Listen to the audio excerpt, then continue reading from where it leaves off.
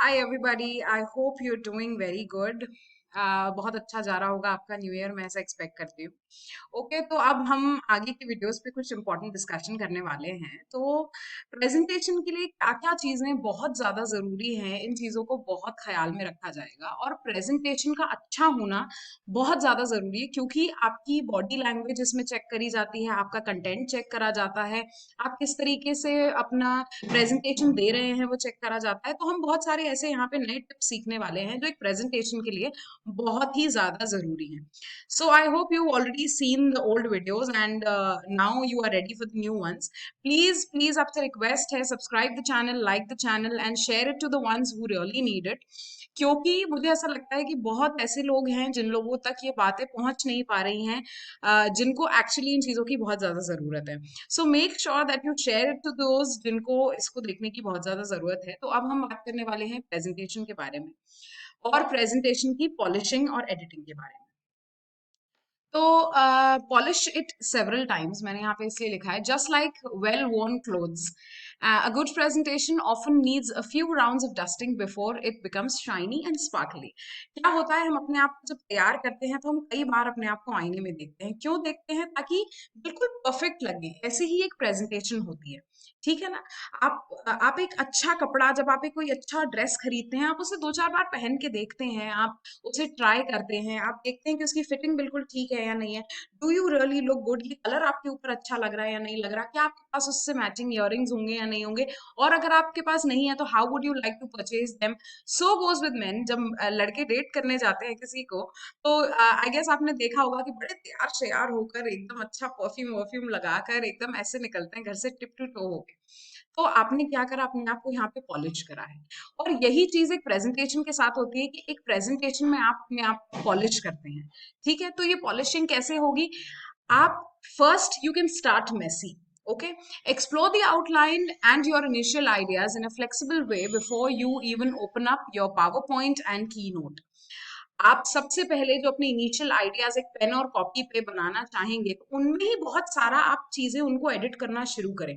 ठीक है ना, आप सबसे पहले शुरुआत एक पेन और पेपर लेकर ही करेंगे। ठीक है ना, जब आपने इसको लेकर लिखना शुरू करा तो आपको ये पता चल जाएगा कि आपको कौन से आइडियाज रखने हैं, कौन से आइडियाज नहीं रखने हैं। ठीक है, सो arrange your ideas side by side and discover new connections that you didn't see before. आप खुद आइडियाज लें, आप अपने फ्रेंड से डिस्कस करें, आप यूट्यूब पे जाएं, आप गूगल करें, आप बहुत सारे आइडियाज बाकी जगहों से लें और उन चीजों को पहले पेन डाउन करें before when you start doing your presentation on a power point. When you start throwing it on power point, उससे पहले आपको बहुत अच्छी रिसर्च करना जरूरी है। Even when I go through I drop my presentations, मेरी प्रेजेंटेशंस काफी प्लेन होती हैं क्योंकि मुझे बच्चों को पढ़ाना रहता है and I do not get lot of time for it. But at the same time मैं अपनी प्रेजेंटेशंस को बनाती हूँ, उनके टॉपिक्स लिखती हूँ, उन टॉपिक से रेलेवेंट मुझे क्या इन्फॉर्मेशन पता है पहले मैं वो लिखती हूँ। फिर मैं देखती हूँ कि गूगल मुझे क्या और इन्फॉर्मेशन एडिशनल दे सकता है। मैं कई बार अपने रिलेटिव फ्रेंड्स से डिस्कस करती हूँ। जैसे मैंने एचआर के क्वेश्चंस जब लिए थे, तो मैं ऑलमोस्ट 18 एचआर्स के साथ बैठी थी।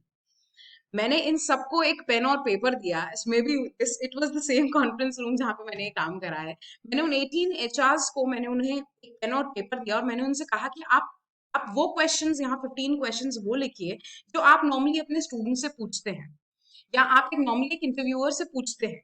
तो जब ये बच्चा अंदर आता है तो मैंने उसमें से स्पेसिफिकली 30 क्वेश्चंस ऐसे निकाल लिए जो मुझे लगे कि हाँ, ये क्वेश्चंस ऐसे हैं जो हर कंपनी या मोस्ट ऑफ द कंपनीज में पूछे ही गए हैं।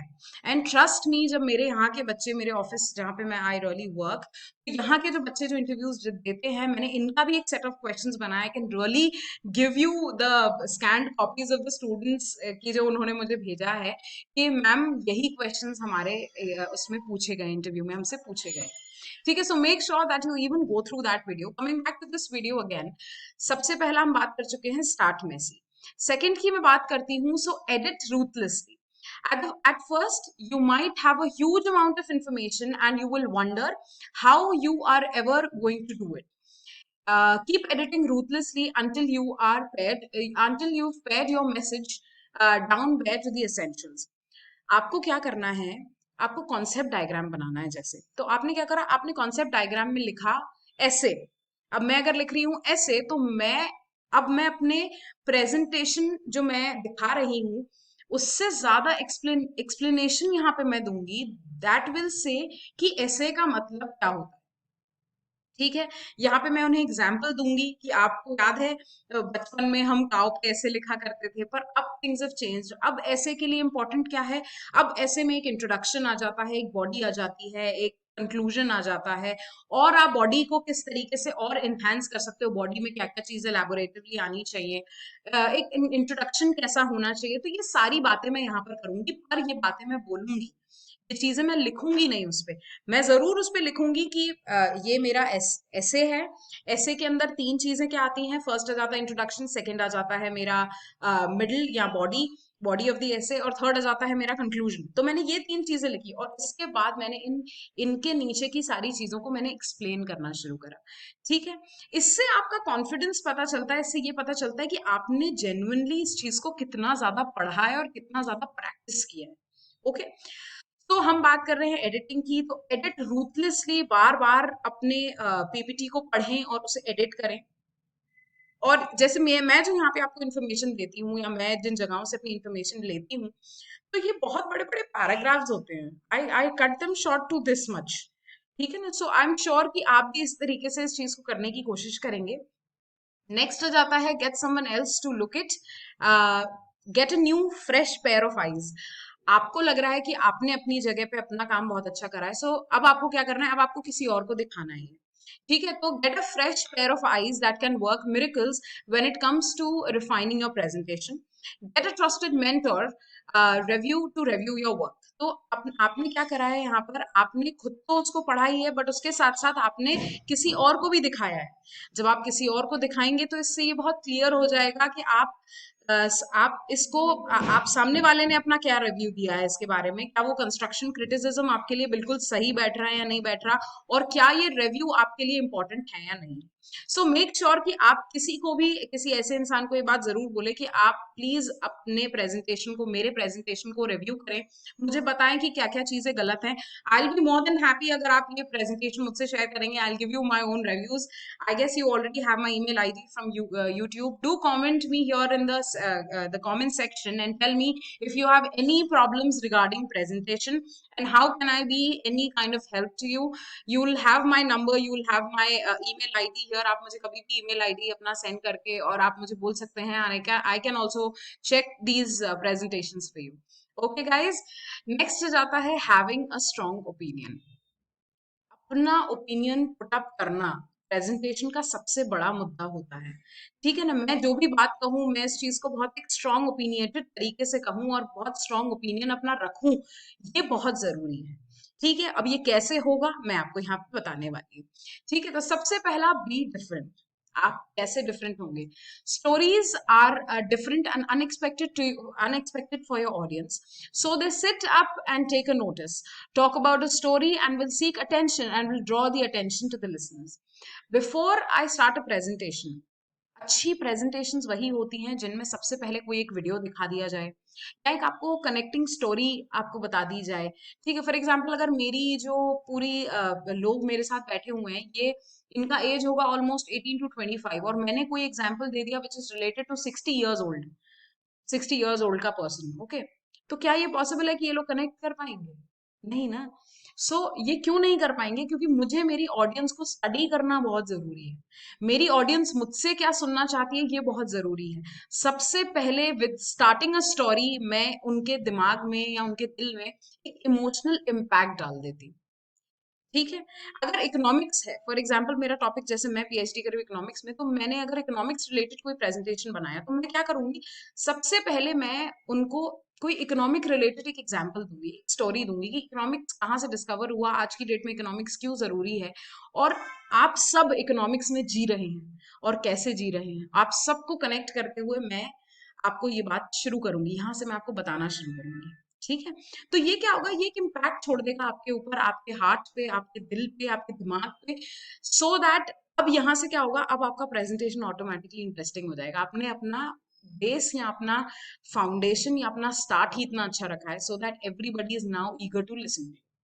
ठीक है, Okay, so next हो जाता है ask question.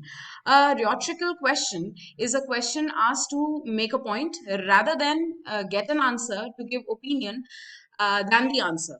So if you have been late, someone might say, "What time you do you call this?" जैसे आपके मम्मी पापा आपसे पूछते हैं क्या टाइम हो रहा है ये घर आने का, है ना? ये एक रियोट्रिकल क्वेश्चन है। ठीक है, तो आप क्या करते हो, आपने जैसे मैंने इकोनॉमिक्स पे कोई प्रेजेंटेशन दी, तो सबसे पहले जब मैं अपनी क्लास में प्रेजेंटेशन लेती हूँ या मैं जब ये स्लाइड्स बच्चों से शेयर करती हूँ, तो मैं सबसे पहले उनका एक प्रेजेंटेशन का राउंड कराती हूँ। इससे मुझे ये पता चलता है कि बच्चे को कितना पता है।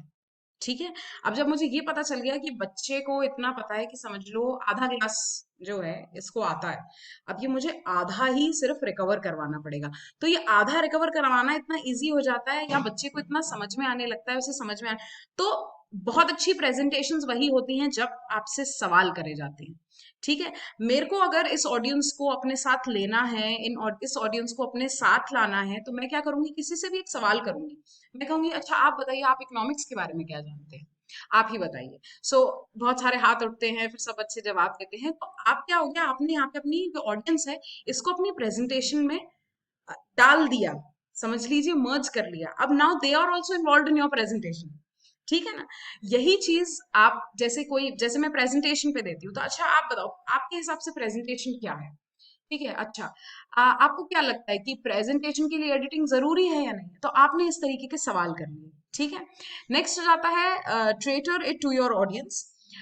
Often, Winfrey from Stanford commencement address spoke to the graduates about her lessons learned and how they were entering the classroom of life.